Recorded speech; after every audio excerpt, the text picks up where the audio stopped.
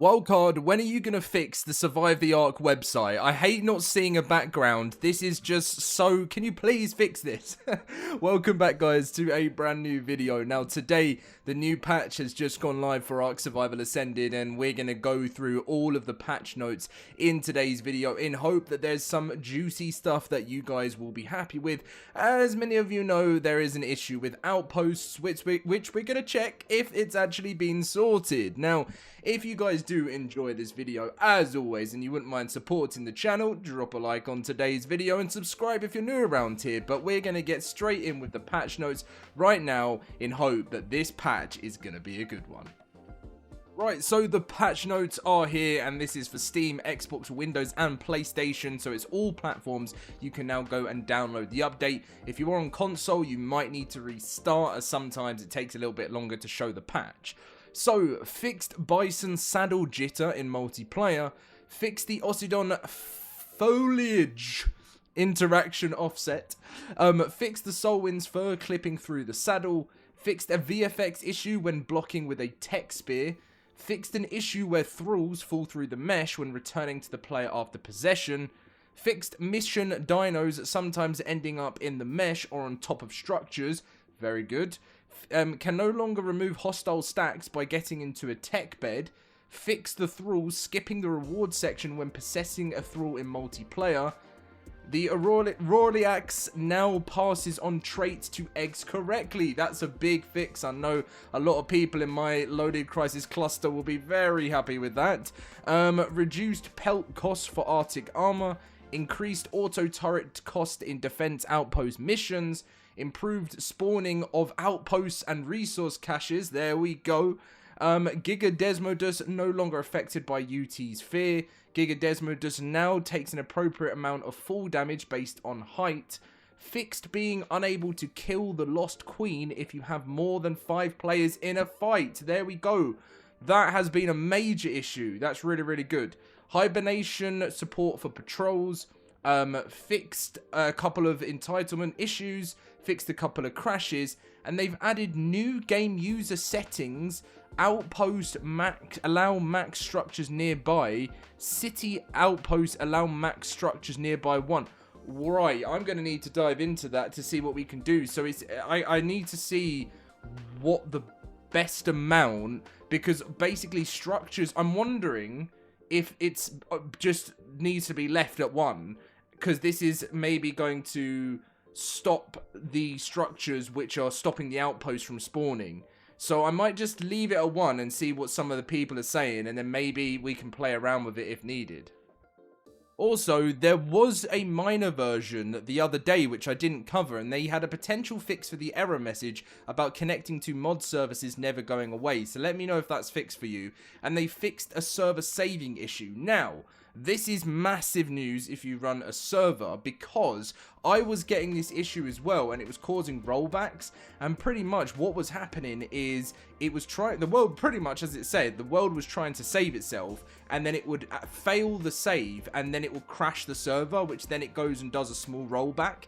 So I'm hoping this it's been a little bit cleaner over the last sort of couple of days, so let's hope that this saving issue isn't going to cause any more problems. But anyway, so that's that there. Then this is separate from the actual update, but Dolly said thinking about bringing back the 67 patch notes, the 62nd, no, I didn't say 67, I didn't, patch notes. And I actually went on, and I remember when Dolly used to do this. This was back when Gen 2 was being released, I think it did get released, and she said, emerge from a semi-vacation for today's major version patch. Let's celebrate with a throwback to 60-second patch notes. Really don't know why you guys like these. So Dolly says she needs to do some more 60-second patch notes. We need to get back to what some of the stuff that happened on Evolved, you know? I miss those days. Those were the good old days.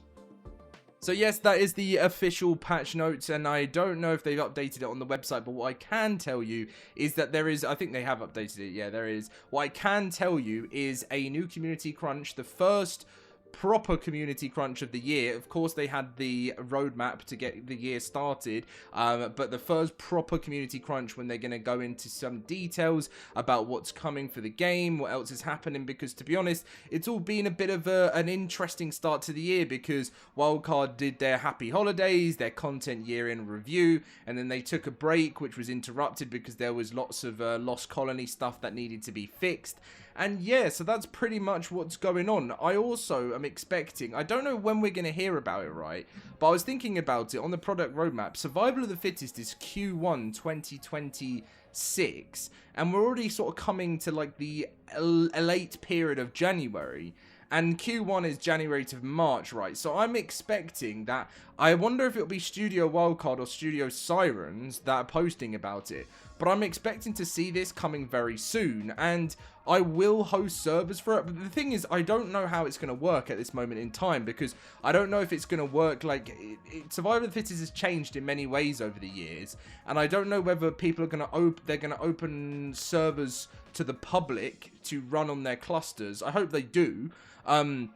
But they're obviously wanting to make it its own official game mode, where they're trying to make it literally their own battle royale mode.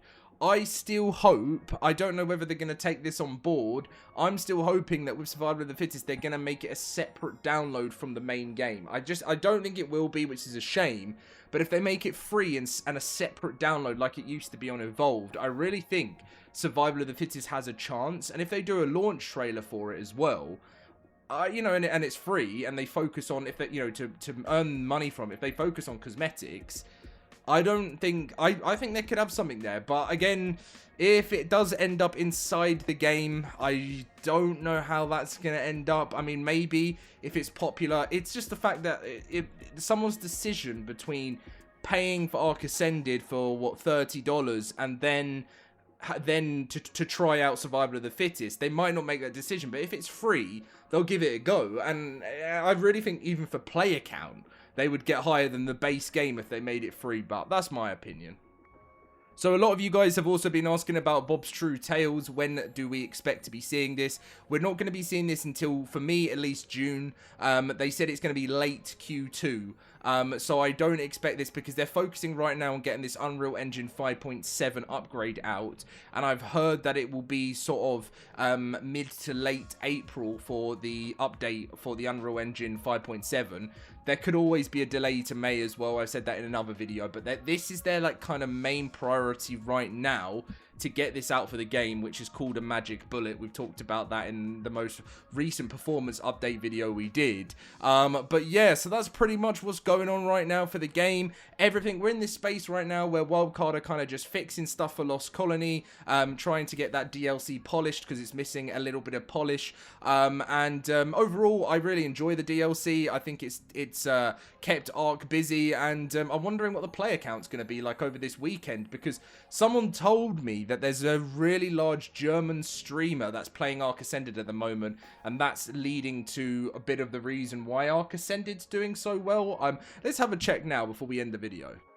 So its 24-hour peak was 37,000. So this is what it's kind of been hitting for the weekdays. But guys, it actually did it on Sunday, the 18th of January.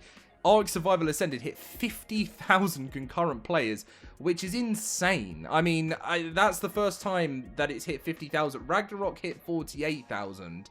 And this is the first time Ascended has seen 50k since, if we go to its lifetime, you know, Scorched didn't do it. I think, yeah, December 2023 was the last time ARK Ascended saw numbers like this. Ragnarok got close, but literally, look, December 2023, they had 63,000, and that was just after the launch when everyone tried it.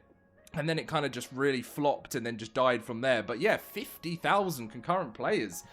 Things are interesting right now in the world of ARK. So thank you very much for watching, guys. If you did enjoy, drop a like and subscribe, and I'll catch you in the next one.